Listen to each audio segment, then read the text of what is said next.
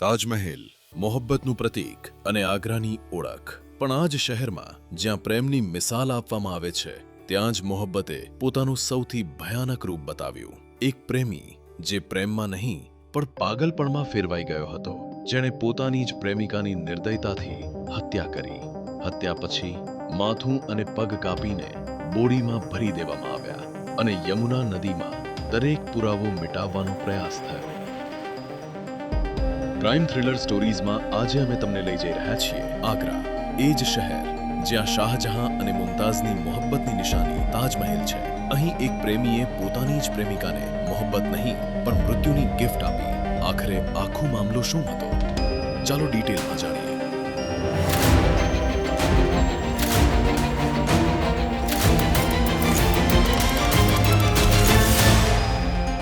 23 જાન્યુઆરી 2024 32 વર્ષની પિંકી શર્મા દરરોજ ઓફિસ જવા માટે ઘરની બહાર, જેમ કે રોજ ઓફિસ જવા માટે ઘરના બહાર સ્કૂટી સ્ટાર્ટ કરતી વખતે તેને ઘરવાળાએ કહ્યું કે ભાઈના લગ્નના કાર્ડ રિલેટિવ્સને ડિસ્ટ્રીબ્યુટ કર્યા પછી સીધી ઓફિસ જઈશ.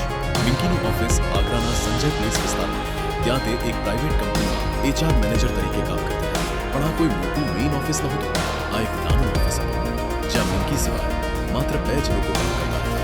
એક કમ્પ્યુટર ઓપરેટર વિનયસિંહ અને એક ઓફિસ બોય. સાથે કામ કરતા કરતા મિંકી અને વિનયસિંહ ઘણા નજીક આવી ગયા હતા. એટલા નજીક કે મિંકીના ઘરવાળાઓ પણ વિનયસિંહને ઓળખતા હતા. આમ તો મિંકી રાતે 8 વાગ્યા સુધી ઘરે પાછી આવી હતી. એ દિવસે જ્યારે રાત ઘણી થઈ ગઈ અને મિંકી ઘરે ન પહોંચી ત્યારે ઘરવાળાઓની ચિંતા વધી. ઘણી વખત ફોન કરવામાં આવ્યો પણ મિંકીનો મોબાઈલ બંધ હતો.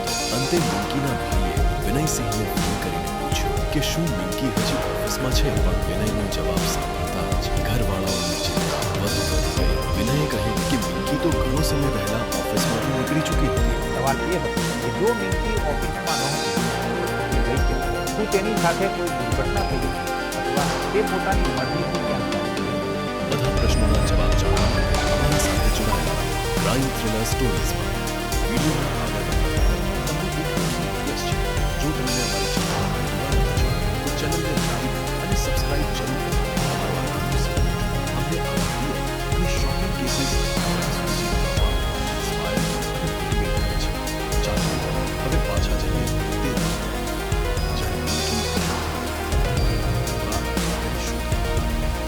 પિંકી ઘરે પાછી ન આવતા વિનય ખૂબ બેચેન થઈ ગયો. ચિંતા દર્શાવતા આધી રાતે તે પોતે જ મિંકીના ઘરે પહોંચી ગયો. ત્યાં તેણે મિંકીના પરિવાર સાથે મળીને આખી રાત મિંકીને શોધવાની કોશિશ કરી, પણ મિંકીનો ક્યાંય કોઈ સુરાગ મળ્યો નહીં. આખરે જ્યારે આશા તૂટવા લાગી ત્યારે મિંકીની ગુમશુદગીની ફરિયાદ રજીસ્ટર કરવામાં આવી. આગલી સવારમાં એક વધુ ડરાવતી ન્યૂઝ સામે આવી. યમુના નદીના કિનારે જવાહર બ્રિજ પાસે એક સસ્પિશિયસ બોરી પડેલી હોવાની ઇન્ફોર્મેશન ટ્રાન્સ યમુના પોલીસ સ્ટેશનને મળી. પોલીસ જ્યારે સ્પોટ પર પહોંચી તો બોરીની આસપાસ લોહીના દાગ હતા અને તેના પર માખીઓ ભિનભિનાવી રહી હતી. પોલીસે જ્યારે બોરી ખોલી અંદરનું દ્રશ્ય જોઈ જતા શોક થઈ ગયો. બોરીની અંદર એક યુવતીની લાશ હતી, માથું નહોતું અને તેના પગ પણ કપાયેલા.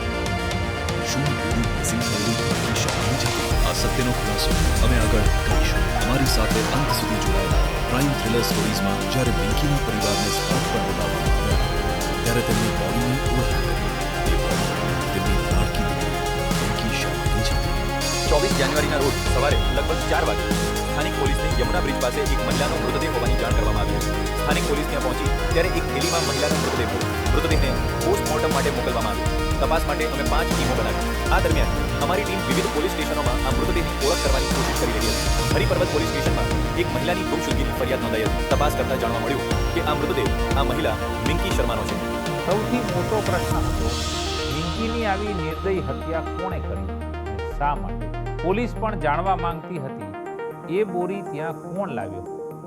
હકીકત સુધી પહોંચવા માટે પોલીસે નક્કી કર્યું જવાહર બ્રિજથી મિંકીના ઓફિસ સુધીના રસ્તા પર લગાવાયેલા દરેક CCTV કેમેરાનું ફૂટેજ તપાસવામાં આવશે. આ કામ માટે પોલીસે 4 અલગ અલગ ટીમ બનાવી. 100 CCTV કેમેરાના ફૂટેજની બારીકીથી તપાસ કરવામાં આવી. શું CCTV કેમેરાની તપાસમાં કોઈ પુરાવો મળ્યો કે પછી આ બધી મહેનત વ્યર્થ સાબિત થઈ? આગળ જણાવીશું. ક્રાઇમ થ્રિલર સ્ટોરીઝ સાથે જોડાયેલા સીસીટીવી તપાસ દરમિયાન એક ચોંકાવનારી વાત સામે આવી. એ બોરી જવાહર બ્રિજ પર સ્કૂટી પર લાવવામાં આવી હતી અને એ સ્કૂટી મિંકી શર્માની જ હતી. સૌથી ચોંકાવનારી વાત એ હતી એ સ્કૂટી વિનયસિંહ ચલાવી રહ્યો હતો. આ સૂત્ર મળતા જ પોલીસને એક વાત સ્પષ્ટ થઈ ગઈ. હવે એવિડન્સની કડી સીધી જ ખૂની સુધી પહોંચી ગઈ હતી. પોલીસે વિનયને અરેસ્ટ કરી લીધો. ઇન્ટેરોગેશન દરમિયાન વિનયે જે સત્ય ખુલાસો કર્યો તે એક પ્રેમીના શંકા અને ઈર્ષાનો ખતરનાક પરિણામ હતો. 30 વર્ષનો વિનય છેલ્લા 2 વર્ષથી મિંકી શર્મા સાથે રિલેશનમાં હતો. શરૂઆતમાં બધું સારું હતું, પણ છેલ્લા 6 મહિનાથી વિનયના મનમાં શંકા ઉગવવા લાગી. વિનયને લાગવા લાગ્યું કે મિંકીનો કોઈ બીજા પુરુષ સાથે અફેર છે. આ શંકાનું કારણ ખરેખર ખૂબ નાનું હતું. શું વિનયનો શંકા સાચો હતો? શું વાકઈ મિંકીનો કોઈ બીજા યુવક સાથે અફેર ચાલતો હતો? જાણવા માટે વિડિયો આખો અંત સુધી જોતા રહો. આ શંકાનું કારણ ખરેખર ખૂબ નાનું હતું અને એટલું જ પૂરતું હતું ખોટા વિચારોને તેના મન પર કાબૂ મેળવવા માટે. વિનયને હવે ઇનસિક્યોર લાગવા લાગ્યું હતું. તેના મનમાં વધતી જેલસી અને ડાઉટ ધીમે ધીમે ખતરનાક બની રહી હતી. 23 જાન્યુઆરીના રોજ બપોરે 2 વાગે સગા સંબંધીઓને લગ્નના કાર્ડ ડિસ્ટ્રીબ્યુટ કરીને મિંકી ઓફિસે પહોંચી. પણ તેને જરા પણ ખબર નહોતી કે વિનય પહેલેથી જ ત્યાં ખતરનાક ઇરાદા સાથે તેની રાહ જોઈ રહ્યો હતો. વિનયે પહેલેથી જ ઓફિસ બોયને રજા આપી ઘરે મોકલી દીધો હતો. મિંકી આવી ત્યારથી જ વિનયે ફરી તેની પૂછપરછ શરૂ કરી. આ વાતચીત ધીમે ધીમે મોટા ઝઘડામાં બદલાઈ ગઈ. આ વાતચીત ધીમે ધીમે મોટા ઝઘડામાં બદલાઈ ગઈ. ગુસ્સાથી અંધ બન્યો વિનય અચાનક છડી કાઢી અને કોઈ ચેતવણી વિના મિંકી પર હુમલો કર્યો. ગળા પર જીવલેણ ઘા લાગતા મિંકી જમીન પર ઢળી પડી. વિનયે પહેલા મિંકીના પગ કાપ્યા અને પછી એક અંતિમ ભયાનક કૃત્યમાં તેનું માથું શરીરથી અલગ કર્યું. માથું બાજુએ મૂકી બાકીનું શરીર પ્લાસ્ટિકની થેલીમાં મૂક્યું અને સારી રીતે બાંધીને એક બોરીમાં ભરી દીધું. મિંકીનું અલગ કરેલું માથું, તેના કપડાં અને તેનો મોબાઈલ ફોન એક બેગમાં મૂકવામાં આવ્યા. વિનયે આ બધું મિંકીની પોતાની સ્કૂટર પર રાખ્યું અને તે જવાહર બ્રિજ તરફ નીકળી ગયો. વિનયનો પ્લાન ઠંડો અને વિચારેલો હતો. તે બોરી યમુના નદીમાં ફેંકવા માંગતો હતો અને અલગ કરેલું માથું બીજી જગ્યાએ નાખવાનો વિચાર હતો, જેથી વહેતું પાણી તેના ગુનાના બધા પુરાવા મિટાવી દે. પણ બ્રિજ પર લગાવેલી લોખંડની જાળીએ તેનો પ્રયાસ અટકાવી દીધો. લોકો નજીક આવતા જોઈને તે ગભરાઈ ગયો. તે બોરી બ્રિજ પર જ મૂકી અને ત્યાંથી ભાગી ગયો. રસ્તામાં બેગમાં રાખેલું મિંકીનું અલગ કરેલું માથું તેને એક નાળામાં ફેંકી દીધું.